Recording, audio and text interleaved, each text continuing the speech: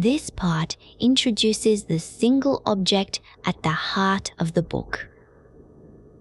Two subjects that grew up apart, the geometry of spaces, meaning sheaves and cohomology, and the logic of sets, meaning forcing and axiomatic membership, turn out to name one object seen from two sides. A topos is at once a generalized space and a generalized universe of sets, and the book's whole arc is the single demonstration that these two readings coincide. Three independent origins, all in 1963, converge because each was unknowingly describing the same structure.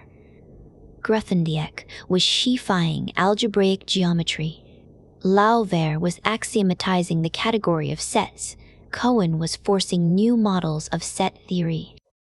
Define the topos by what it does, by finite limits, function objects, and power objects, and both the spatial face and the set theoretic face fall out of one behavior.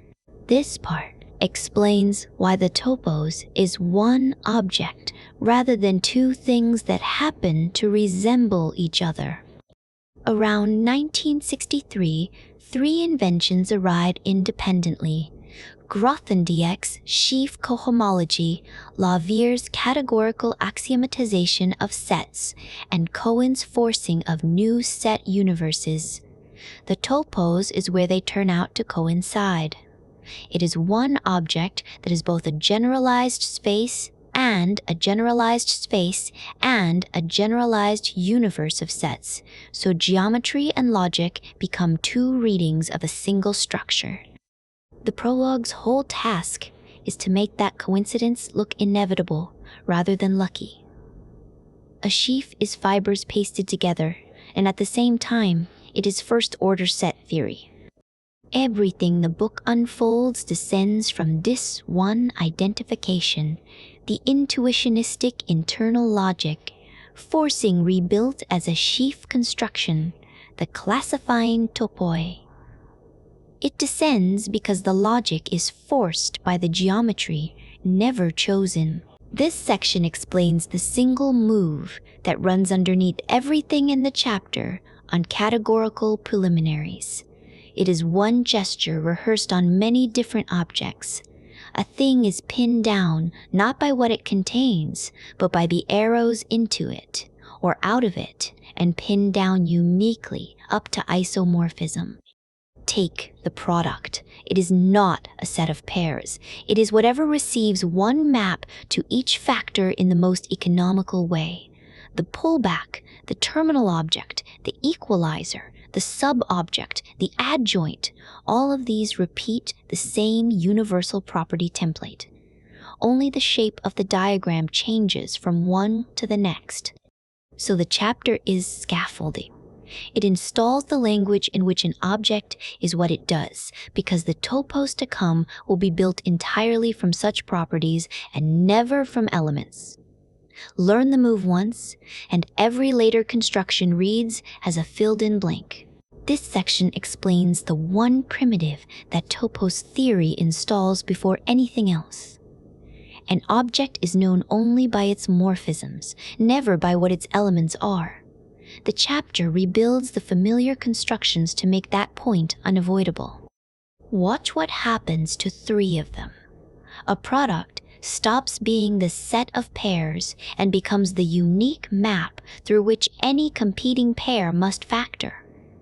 The terminal object stops being the one-point set and becomes the thing every object maps to exactly once. A sub-object becomes an equivalence class of monomorphisms rather than a subset. Each of these is pinned to isomorphism by a universal property. This is the toolbox, and the reflex that every later chapter runs on define a thing by its role, not by its substance. This section explains what a topos is at the structural level. A topos is a kind of capability rather than a kind of object. It is any category in which a short, fixed list of constructions is always possible: the product, the pullback, the exponential, and the characteristic function. The chapter's move is to withhold the axioms and instead parade a dozen concrete categories. Sets. Pre-sheaves, the functor categories on C-op, valued in sets. Sheaves on a space.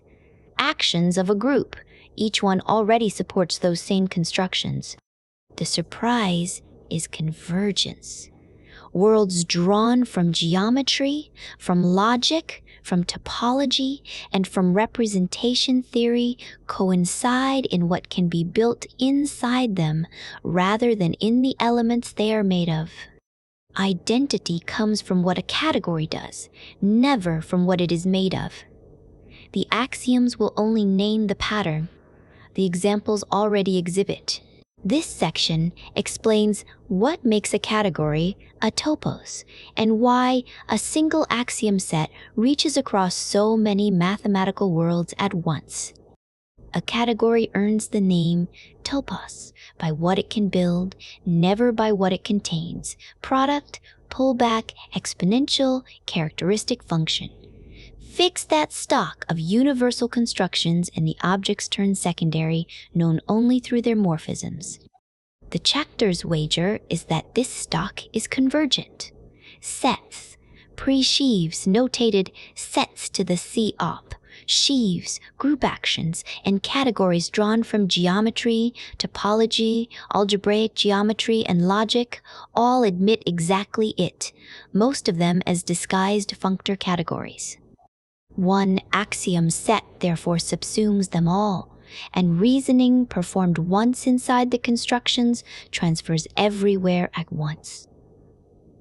That is the book's opening move, and the Yoneda embedding is its hinge. An object is what it does, lifted from single objects to whole categories. This section explains sheaves of sets, and the whole idea fits in one line. A global thing is nothing but its consistent local pieces.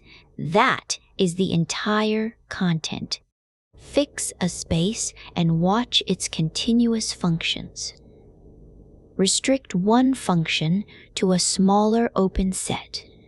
Now, take any family of local functions that agree on their overlaps, and that family collates back to exactly one global function. A sheaf packages precisely this. It is a functor on open sets whose covering diagram is an equalizer. The global sections are the unique solution to the matching condition, no more and no less. The equalizer is where the compression lives. It states the property of being determined locally as a universal property rather than as a checklist of conditions to verify by hand.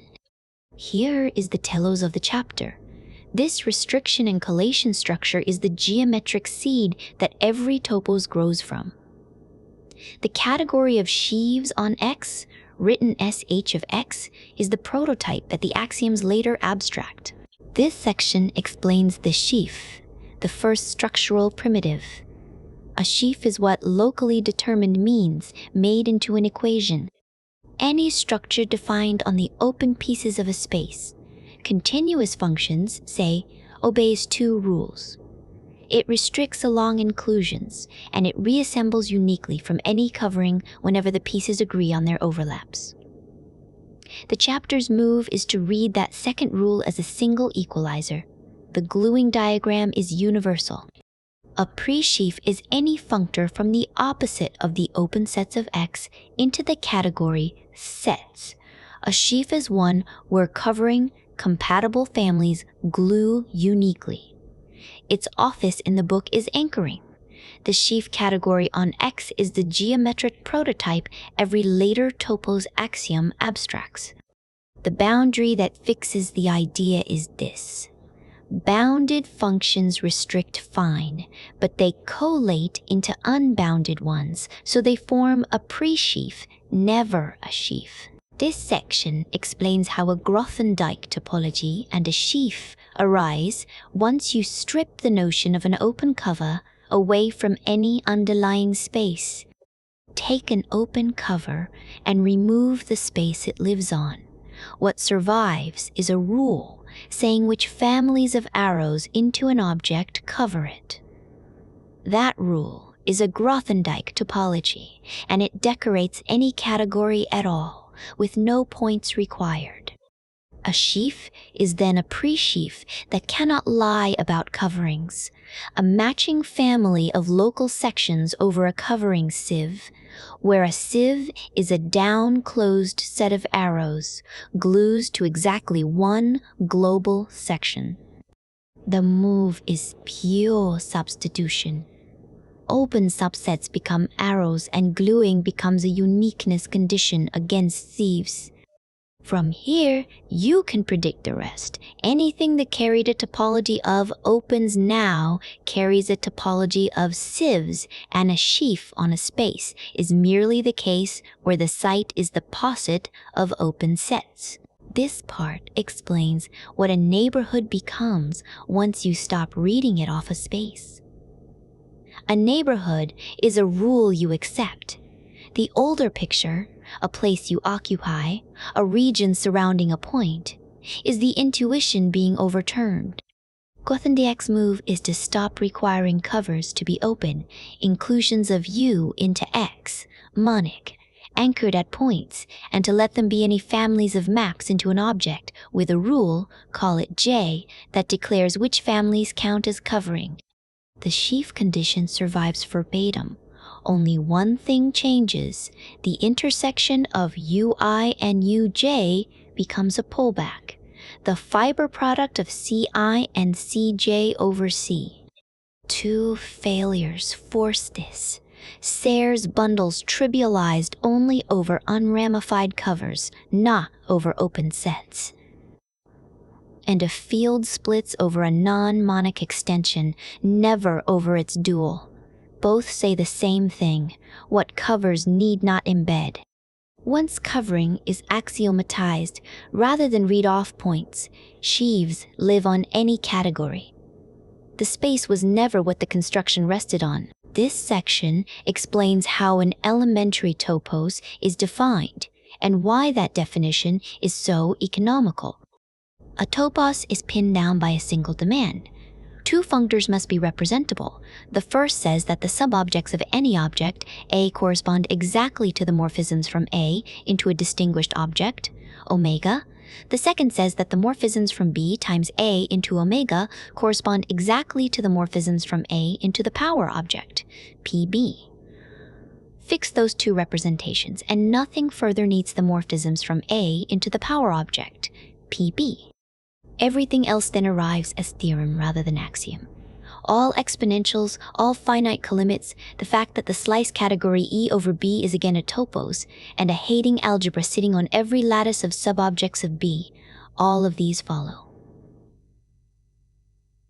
The chapters move as minimal generators, maximal consequence. Here is the surprise that shifts your model. These apparently weaker axioms, with power objects and exponentials never assumed outright, turn out equivalent to the stronger set from section 1.6. You fix what a subobject is, namely a pullback of the single arrow. True, the mono from the terminal object 1 into omega, and the entire internal object 1 into omega, and the entire internal logic is thereby determined. This section explains what forces a topos into existence. A topos is what two demands of representability force into existence. Start with finite limits, then insist on two things: that the sub-object functor, sub E be representable, and that the home functor from B, cross minus into omega, be representable.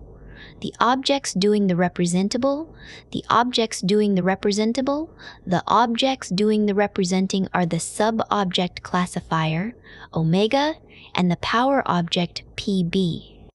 Everything else arrives as theorem, not axiom. Exponentials arrive, finite colimits arrive. The topos structure survives passage to the slice E over B. A Hating algebra sits on every sub-E of B. None of this is postulated. All of it is forced by the two representability demands. The chapter's entire work is that collapse. It redefines an elementary topos in first order, set-free form, and proves the Spartan axioms equal to the richer ones of Chapter 1. The move is Yonidas. An object is pinned by what maps into it, pressed until the axioms shrink to their minimal generating core. This section explains why the 7 basic constructions of topoi are really one idea. A topos is closed under a small toolkit of categorical operations, and that is the whole chapter. Take 1 topos. Sheaves for a lavere, tiene topology, form coalgebras for a finite limit preserving comonad, slice over an object or take a filtered colimit, and what returns still satisfies the finite, like in needs that niti, RNE. Here is the compression. Being a topos is a closure property, not a fragile coincidence, so you never re-verify the axioms from scratch. The operation transports them, and distinct-looking constructions collapse into one. G-sets and pre-sheaves are both just coalgebras for a left exact comonad, a single theorem wearing 2 familiar faces. From here, you can predict the rest. Any structure-preserving operation on topoi is a candidate generator. This section explains why the chapter's real claim is that topo-should is closed under the constructions that matter. From old topoi you build new ones, and each construction that produces a topos hands the result back as a topos again. There are 3 of them. The first is Sheaves for a Lowry-Tierney topology, which is a map J from omega to omega from the truth object to itself that is just an idempotent, meat-preserving modal operator on the truth object. The second is coalgebras for a finite limit-preserving comonad. The third is filtered columbras for a finite limit-preserving comonad. The third quotient, which generalizes ultraproducts. The primitive to carry is this: an external recipe, pick a covering, act by a group, average over a filter, becomes an internal operation on the topos's own logic, and the result is again a topos. Sheavification is not imported from outside here. It is internalized as closure under a modality on the truth. Object, omega. This section explains where a topos's logic comes from. Logic is a coordinate you read off the topos's own shape, not an ambient stage. The topos merely performs on, because a topos is defined by what it does, by the same universal structure that sets have, finite limits, exponentials, and a sub-object classifier called omega. Anything satisfying those axioms is a universe of sets. All, whatever omega. Anything satisfying those axioms is a universe of sets. Omega is generally a hating algebra, not the 2-element set of true and false. Excluded middle fails, and the internal logic goes intuitionistic. Here is the chapter's payload. Co-enforcing, which makes the continuum hypothesis contingent, is a change of sight rather than a logical trick. Sheafify over the right posit, and the truth value of the continuum hypothesis moves. Choose the geometry, and you have chosen the logic. This section explains what it means to classify a mathematical structure by representing it. The core move is this. A structure is classified when maps into one universal object become that structure. Topology already does this. The cohomology classes on any space X are the maps from X into an Eilenberg-MacLane space, the space written K of pi and n. The universal class is just the image of the identity map, and every instance anywhere else is just the image of the identity map, and every instance anywhere else is a pullback of it. This chapter transplants that move from spaces to topoi. A classifying topos R for rings is one where the ring objects in any topos E correspond naturally to geometric morphisms from E to R. The generic ring lives at the identity of R, and every ring anywhere is its pullback. The same primitive runs throughout. torsors, objects, local rings each get their own R. This is representability. To classify a notion is to build the object whose maps in are that notion. This section explains what a geometric morphism is, the right notion of a map between topoi. A map between topoi is an adjoint pair of functors rather than a single functor. Take everything a continuous f from x to y does to Sheaves and keep only its shadow. Pull back along f gives an inverse image, call it f upper star, and it preserves finite limits. Composition with f inverse gives a direct image, call it f inverse. Now abstract away the spaces, and that pair is the definition itself. A geometric morphism is the pair f upper star and f lower star, with f upper star left, adjoint to f lower star, and with f upper star left, exact. The chapter's job is to make topoi a world you can move inside. A point becomes a morphism from sets, and maps factor into embedding after surjection, exactly as ordinary functions do. Left exactness is the property the whole structure rests on. Drop it, and the geometry evaporates. This section explains what a morphism between topoi actually is.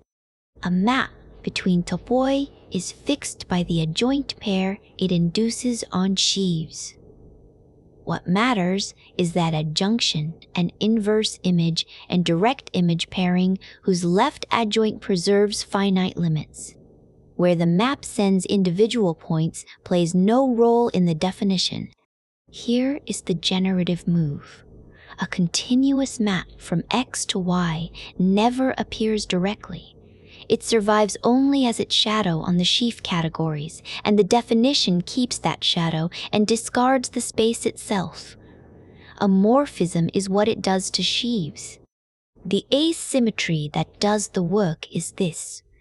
Geometry lives in the backward functor.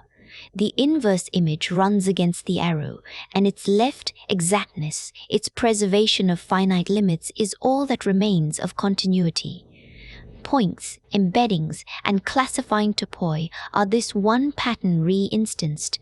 This section explains how a structure type stops being a definition and becomes a place you map into.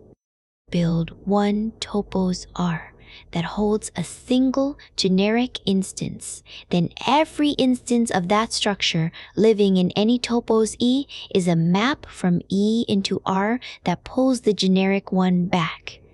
The definition has turned into a location. Ring objects in E correspond naturally to geometric morphisms from E into R. The whole varying functor, rings, here, is represented by one object. This is the representability move, lifted from sets up to topoi, and inherited straight from topology. Cohomology classes on a space X are maps into the Eilenberg. McLean space KPN. Principal G bundles are maps into the classifying space BG. You classify by mapping in. The universal example is always the identity map's own pre-image. This section explains how a single object can be an entire kind of structure. A single object can be a whole kind of structure. The classifying topos for rings is one topos R, built so that a ring in any topos E is nothing but a geometric morphism from E to R. Rings in E and maps from E to R correspond naturally. The notion of ring collapses into one universal object. The generic ring sits at the identity map from R to R, and every other ring is pulled back along its own map into R. This is representability, the same move behind the Eilenberg-McLean space classifying cohomology or the space B, G classifying G bundles. A structure defined everywhere is recovered as maps into the one place that carries the universal instance. Only the structure varies. The mechanism stays the same. This part explains what a localic topos is and why a space can be replaced by its lattice of opens. A space is its lattice of opens, and the points are an afterthought. A sheaf never touches a point. It lives on O of S, the opens ordered by inclusion, so you discard the underlying set and keep only that lattice. Any complete lattice obeying the infinite distributive law is a frame, a space with no points.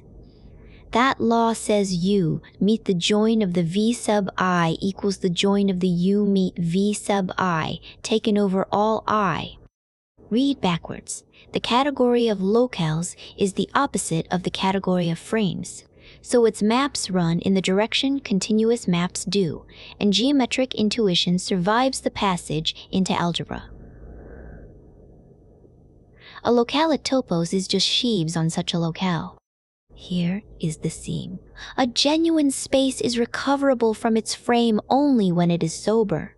Past that point, locales carry structure no point. Set can hold, and they become the truer geometric object. This section explains what a locale is. The space you get by keeping only the lattice of open sets and throwing the points away. Drop the points and keep the lattice of opens. The space survives the amputation. A locale is a space defined by its open sets alone, a complete Heiting algebra, called a frame, carrying the infinite distributive law. Locales is defined as the opposite category of frames, so the algebra of opens read backwards as the geometry of the space. Here is the move that makes it pay. A point stops being primitive and becomes what it does, a map from the terminal locale, equivalently a prime element of the frame. This is the same Yoneda reflex that names an object by its arrows. Sheaves then live on the opens with points unneeded. Now the boundary. This recovery of points is a bijection exactly when the space is sober. Past that point, spaces and locales diverge. This section explains how a logical theory becomes a geometric object. A theory is an object, and it has a representing space. The classifying topos, written B of T, is fixed by a single equivalence. Geometric morphisms from E to B of T correspond exactly to models of T living inside E. A single universal model sits in B of T. Every other model is its inverse image, pulled back along the morphism. This is the same move as the subobject classifier, and as B, G, and K of pi and n in topology, a space whose maps into it are the structures you want it to classify. And the logic is cut to fit. Geometric axioms admit only finite limits, an arbitrary disjunction, precisely the fragment that inverse image functors preserve. Representability dictates the syntax. This section explains how a logic is nothing but the fragment of formulas invariant under a chosen class of maps. Fix geometric morphisms between topoi and ask which formulas survive transport along every inverse image functor, F star.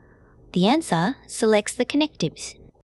Existential quantification, conjunction, and disjunction are precisely the operations F star preserves, being left exact and image preserving. Implication, negation, and the universal quantifier fall out. They demand that F be open. So, geometric logic is the exact syntactic shadow of geometry, the theories whose models transport freely along any morphism, and therefore exactly the theories admitting a classifying topos. Local rings pass. Fields axiomatized by non-vanishing do not. Syntax and morphism turn out to be one constraint read twice. This section explains why a Grothendieck topos is not tied to any one site. A single topos wears many sites, and none of them is canonical. The site is a presentation, the topos is the invariant, in the same way that a vector space outlives any basis you choose for it. Giraud's theorem makes this precise. It characterizes a topos by what its colimits do: co-products disjoint and stable under pullback, equivalence relations effective, together with small home sets and a small generating set. never by a chosen site. That generating set then reconstructs a site through the home tensor adjunction, so the presentation becomes derivable rather than assumed. This is the an object is what it does move, now applied to whole categories. Its place in the arc is to discharge the debt of Chapter 3, which defined the topos through a site it could not yet show to be inessential. This section explains how Giraud's theorem lets a Grothendieck topos be defined by its properties rather than by any particular construction. A Grothendieck topos arrives defined by a presentation, sheaves on a site. But no site is canonical. Many different sites present the same topos. Giraud's theorem removes the presentation. A category is a Grothendieck topos exactly when it satisfies a set of intrinsic exactness, axioms, small disjoint stable coproducts, effective equivalence relations, stably exact forks, and a small generating set. Definition by construction gives way to definition by property. The chosen site becomes scaffolding. You discard once the building stands. Whichever site you picked, the same axioms hold, so any two are comparable. This is the chapter's comparison lemma. This is the basis versus vector space, move. You name the object by what it does, not by how it was built, and the arbitrariness of the build collapses into equivalence. This section closes the book, and it introduces no new mechanism. The epilogue is pure fan-out, a catalog of directions rather than an argument. Its role in the book's arc is to reveal the topos as a hub, one object that reappears as the organizing principle across field after field. Walk the spokes. In mathematical logic, the topos carries intuitionistic higher-order type theory, forcing, and independence proofs. In algebraic geometry, it carries Grothendieck topologies and Étale cohomology. It reappears again in locales, in algebraic topology, and in synthetic differential geometry. What reads on the page like a bibliography is really a map of where the single idea propagates. This is the thesis the whole book was building toward. The topos functions as a lingua franca, a common language rather than one more subject among many. The closing line names topoi as carriers of new cohomology theories and as vehicles for the semantics of other logics. From anyone spoke, you can predict the rest. Same object, different field. This section explains what the epilogue of the book is doing at the structural level. A finished book pretends to be complete. The epilogue confesses that it is only one traversal of a lattice too large to walk. The epilogue offers no new topos theory. What it lays out is a map of exits, one exit per direction that the synthesis of geometry and logic feeds onward into. Sheaf cohomology, schemes, intuitionistic higher-order logic, and the lambda calculus. Forcing and independence proofs, locales, geometric morphisms, and homotopy. Its function in the arc is to convert the closed text into a node with named edges, where each edge is a citation. The revealing tell is the omission, voiced with great regrets. Cohomology, the historical reason sheaves exist at all, was cut so that the line running through logic and geometry could stay clean. The epilogue reattaches precisely the edge the book chose to sever.